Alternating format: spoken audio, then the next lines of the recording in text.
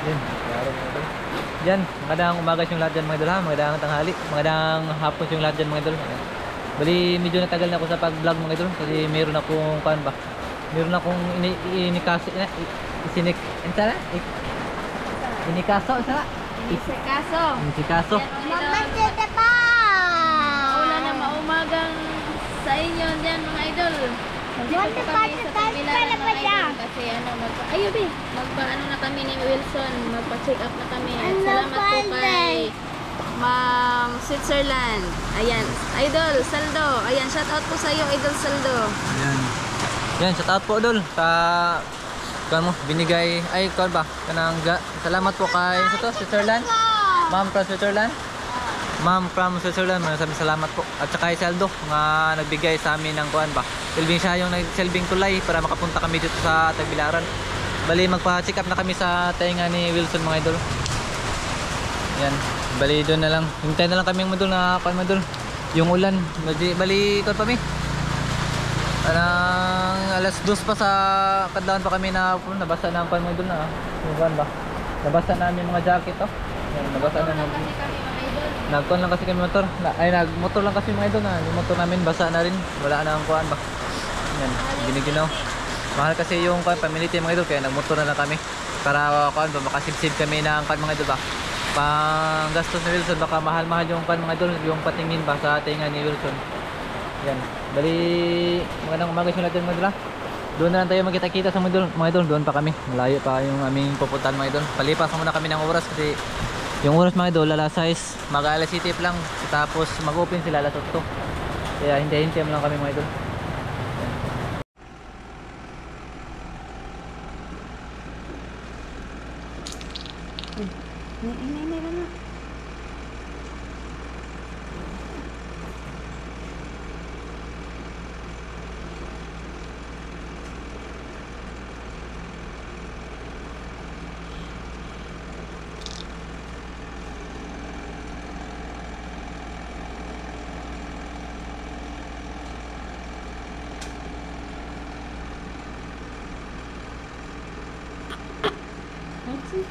Kan ketawa.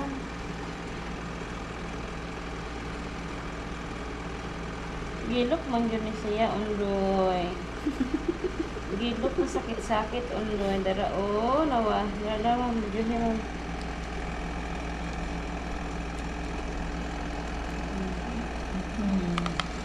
Ayo.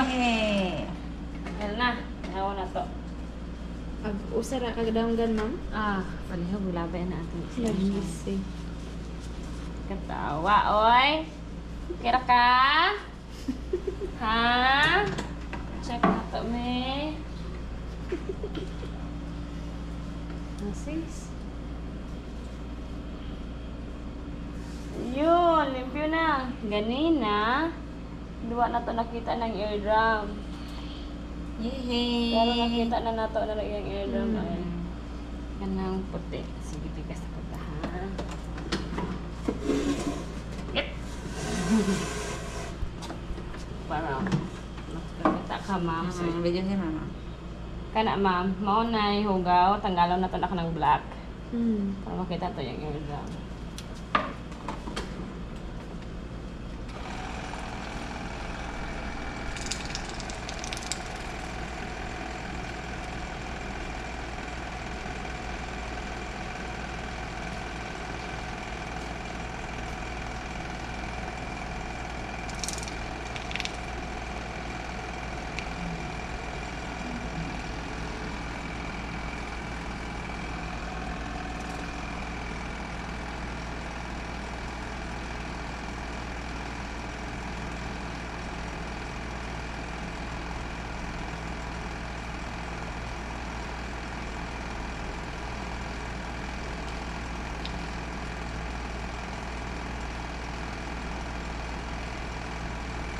Mas tindot jud ni siya ma'am no kay di na isa na ma'am, di na kuot-kuoton ba?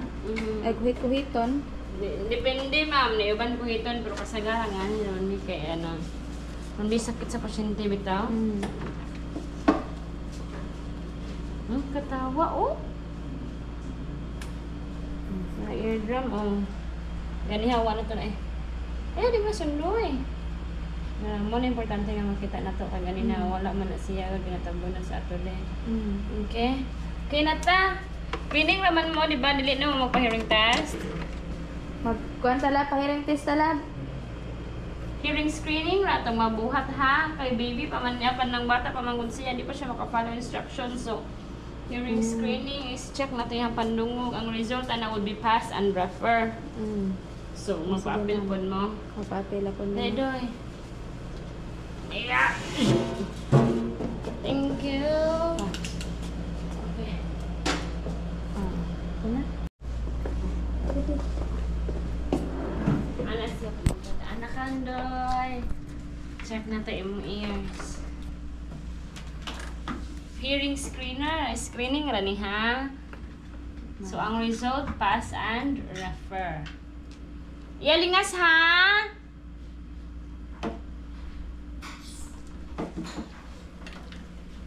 Morning.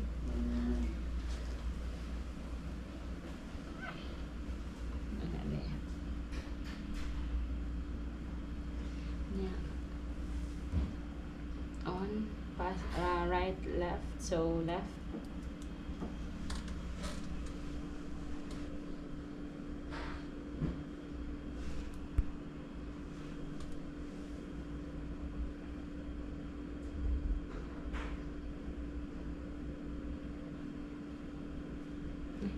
Gamay na yung yellow ta. Yung ko na yung color.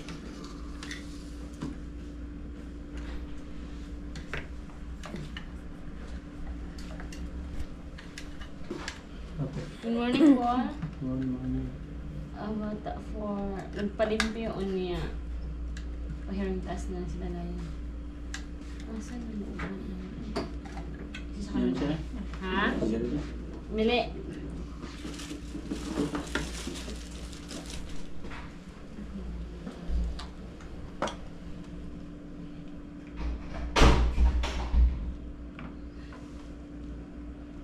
Yalingas ha.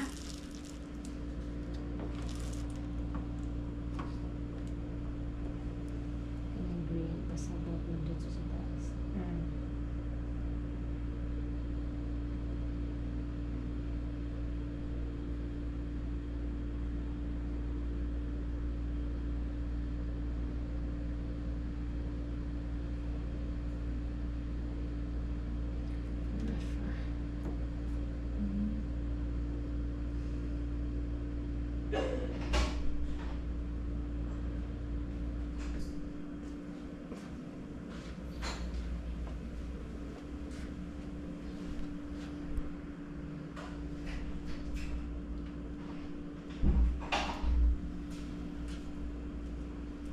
First one.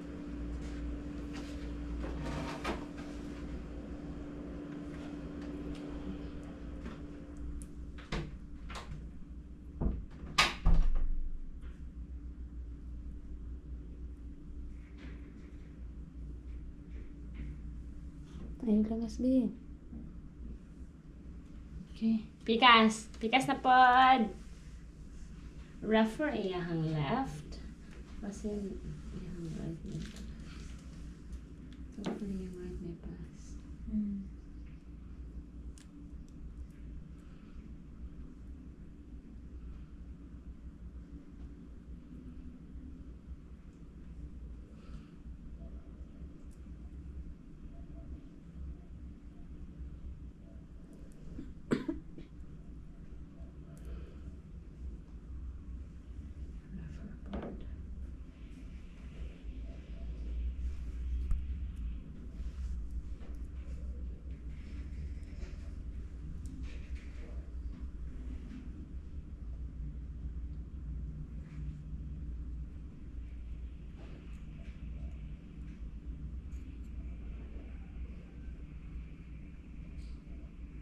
Refer. Ato ang result ma'am, duha ka dalunggan refer. So, pasabot wa siya nakapasar sa testing sa hearing screening. Ang recommendation is kailangan mo magpa-diagnostic gid ma'am. Sa dalakon ma'am. Oh, diagnostic. Walay diagnostic para sa mga nganing idara diri sa amo amam tungod kay wala na may kanang may gamit. Wala may equipment for diagnostic sa mga bata. Kaya nga mo ang good is for adults niya. Ug gani mo ni dara is mag-isip pataghatag og instructions. Mas maayo gid ma'am nga mapacheck na ninyo siya sayo pa. Maski may sayo pa kay 5 pa manggod, pero kanang 5 years old na layo na gyud na sa kay siya kaayo. Kung mas maayo pa gyud pag bago pa lang ang nakamatikod mo nga kanang there's something wrong, mas mayon tato na pa-check ninyo daan kay aron maagapan ba. 5 na manggod siya, so more or less kailangan gud siya og diagnostic, ma-assess og kumusta yun iyang hearing, kay kung sa screening nga machine atong gigamit fail refer manggod siya. Di po gumingon og bungol gud siya kay screening raman siya. Basta ang result is refer. Kailangan siya ma-diagnostic as soon as possible kay aron gyud mahibaw-an ninyo unsay severity if ever nga nabagay hearing loss or ma-address na to og asa gyud siya kanang unsay iyang problema. Kay nga anong 5 years old di pa man siya makastorya. Daw na adyo ubang parents nga maingon nga basin parehas sa kuang parente sa kuang igsuon nga na-delay. Mo lagi po amo. Oo, lahi-lahi mangud siya ma'am unya once nga na naka-hearing problem ma'am. Factor na siya nga hindrance nga mao na malisod ka og storya kay naka-problem sa imong hearing. Dili magud siya normal nga once nga maglisod og storya ang bata ma'am or mas mga kinsang tao posible nga na problem sa hearing. Kay kung wala kay nadunggan, saan man nimo pagkakatuon og storya. No? So mas maayo gid ma'am mapa-check ninyo siya. Kasagaran diagnostic is nasa Cebu. Wala diri ma'am. Wala diri ma'am. Wala sa Bohol. Screening ra gyud kasagaran ang nadiri sa Bohol ma'am niya. Naay mga hearing test pero for adult lagi. Siya man gud is bata pa so kailangan og pediatric nga testing. So kailangan adto mo sa Cebu. Try lang ninyo pang search kung asa nga mga hearing clinic sa Cebu nga conduct og audit. Naraman sad referral nga gamon result ninyo karon. So mo lang yung pangitaon no auditory brainstem response or ASSR. Mga inalamig refer ni ma'am pa. Tagalan ka sa resulta unya naraman siya to yung recommendation sa inyo hang ngayong buhaton. Yan dapat mag-test na gud siya kay 5 years old na. Kailangan na may siya maskwila kay makadako niya. At the end of the day, kamo man sad gihapon ang maglisod.